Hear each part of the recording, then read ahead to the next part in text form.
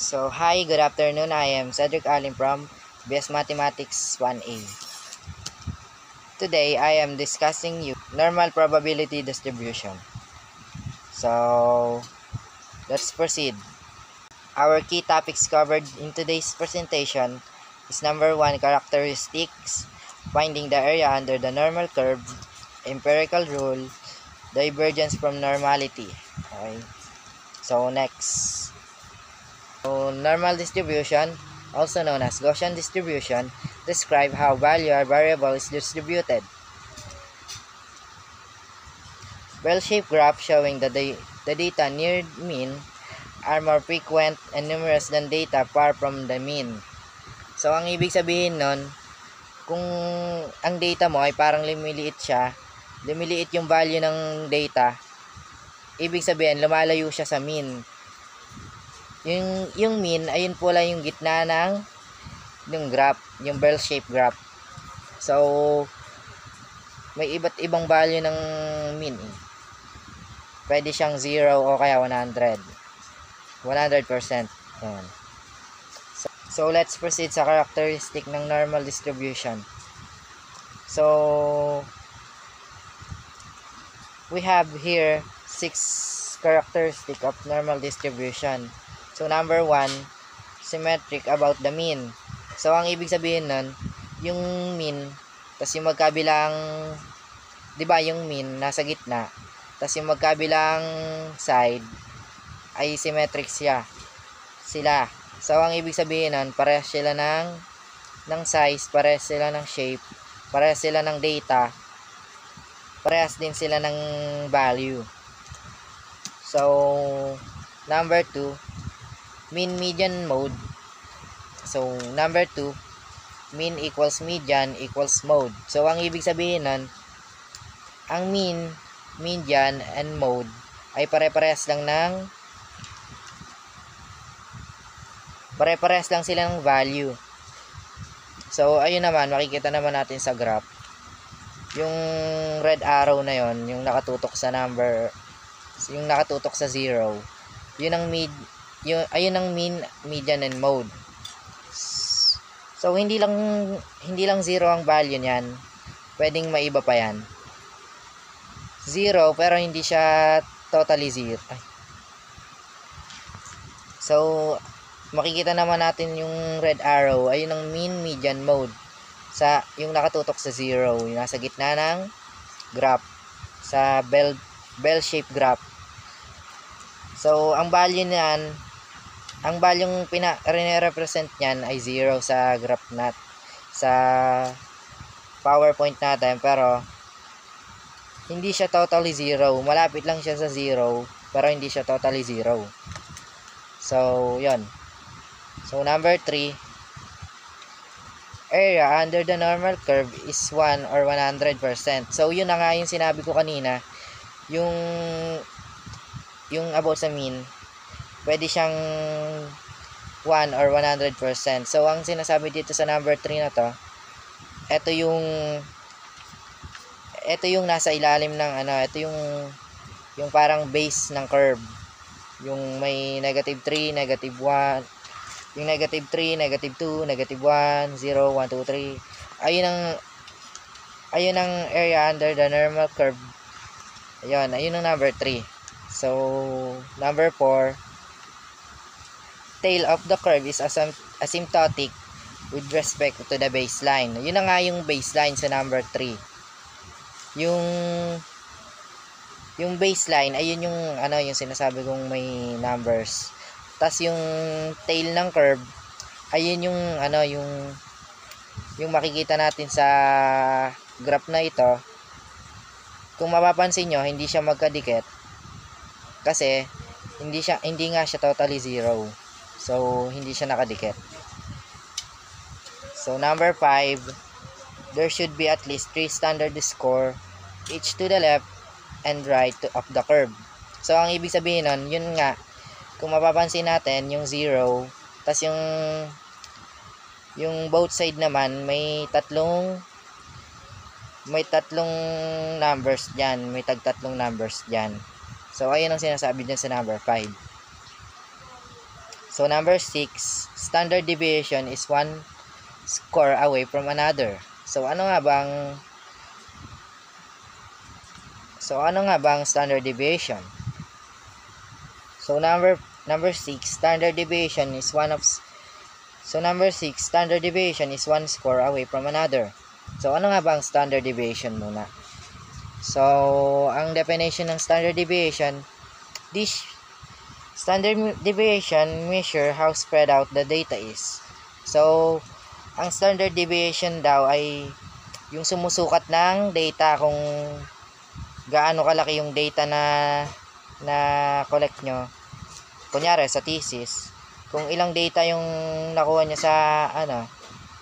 sa mga respondents nyo, yun yung nire-represent ng standard deviation. So another standard deviation definition, a smaller standard deviation means the data is closely packed around the mean. So ang ibig sabihin naman nun, kung ang standard deviation nyo ay maliit ang data, parang lumalapit siya sa mean. Ganun ang pagkakaintindi ko doon. So another, a large standard deviation means the data is more spread out. So ang ibig sabihin naman nun, kung malaki daw ang standard deviation natin, mas malaki ang data natin na makakollect natin na data. Kasi yung data natin, yung data nga natin ay nakalat. Kumbaga ang standard deviation ay ay kumakalat yung kung gaano kalat yung data na kolekta natin. So next, finding the area under the normal curve.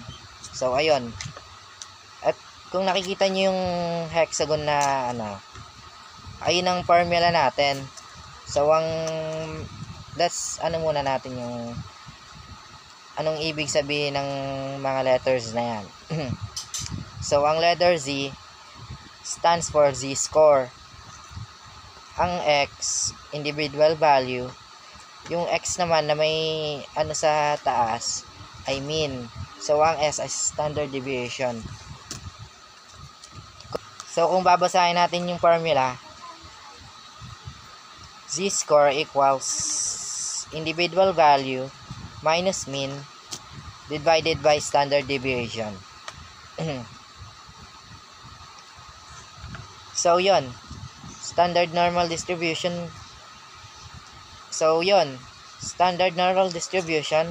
Table values represent area to the left of the Z-score. So kung mapapansin nyo, positive siya. So ang ibig sabihin niyan, kung positive ang data nyo, dyan kayo kukuha. Tapos next.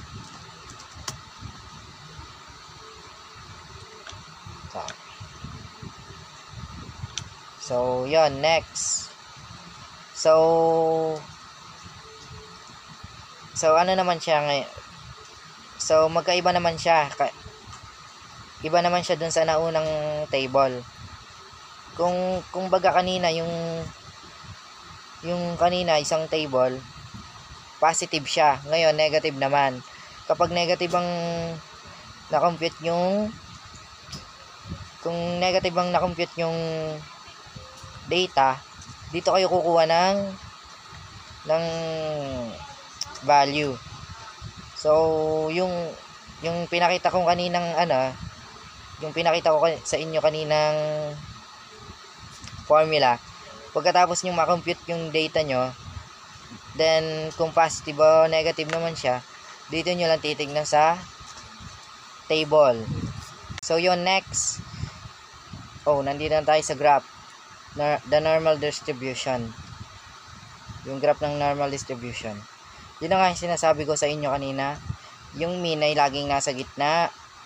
Tapos yung both side naman niya ay dapat symmetric. So ang ibig sabihin ng dapat pares siya ng Parehas siya ng sukat, parehas siya ng area, parehas siya ng value. So, yun lang naman.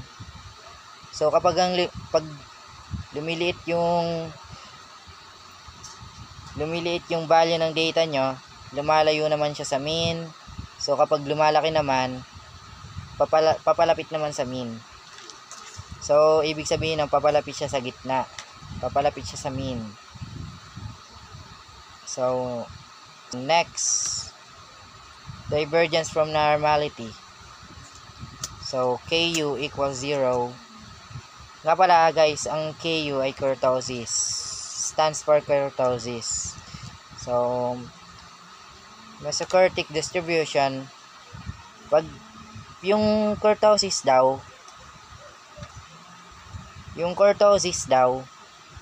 kapag inan mo sa mesokurtic, equal siya sa 0.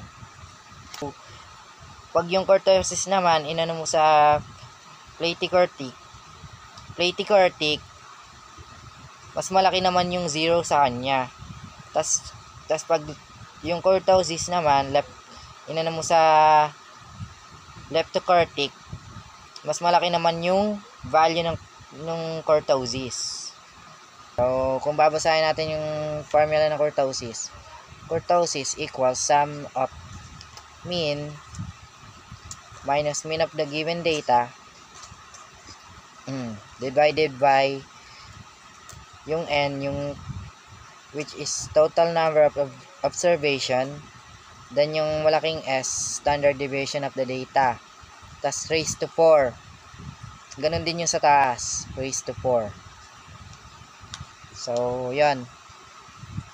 Then, sa graph naman na to, makikita natin yung kung paano ba yung curve ng bawat isa.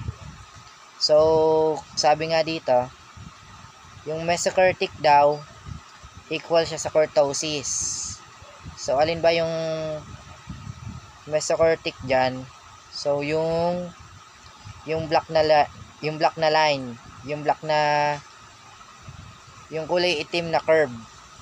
Then, yung leptokurtic naman, siya yung pinakamalaki. So, sabi nga yung, mas malaki nga yung kurtosis sa leptokurtic. Then, yung pinakamababa, yung platykurtic, kasi nga, mas malaki yung, parang siya, greater than 0. So, yun nga, siya yung parang flat na curve. So, okay. So, yun. Next. Divergence from normality. So,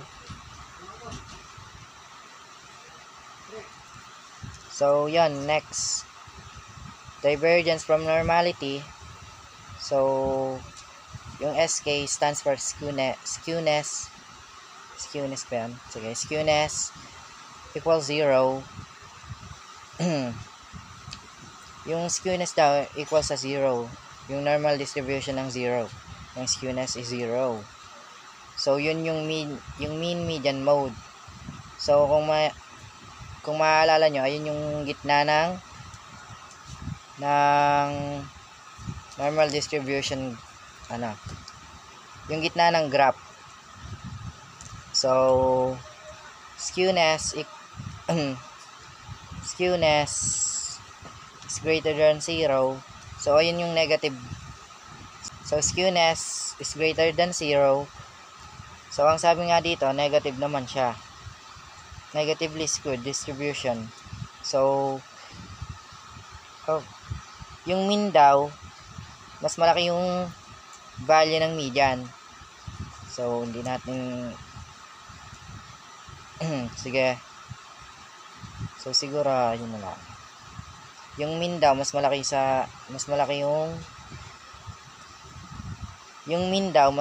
yung value ng median sa kapag negative daw. So, skewness less than 0 naman dito. So, positive naman siya. Ang sabi naman dito, mas malaki naman yung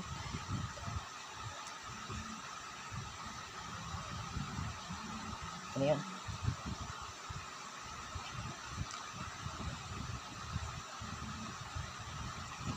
ang sabi naman dito, mas malaki naman yung value ng mean sa median. So, kung makikita natin yung curve dito sa may pinapakita dito. So, ito daw yung negative. So, ayun ang sinasabi nga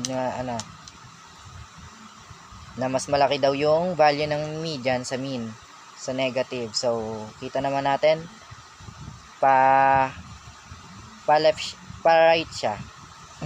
Pa right siya. Pa kanan yung curve niya. Then, yung sa positive naman, kung makikita natin, pa kaliwa naman siya. So, yun nga, ang sinabi nga dito, yung mas malaki daw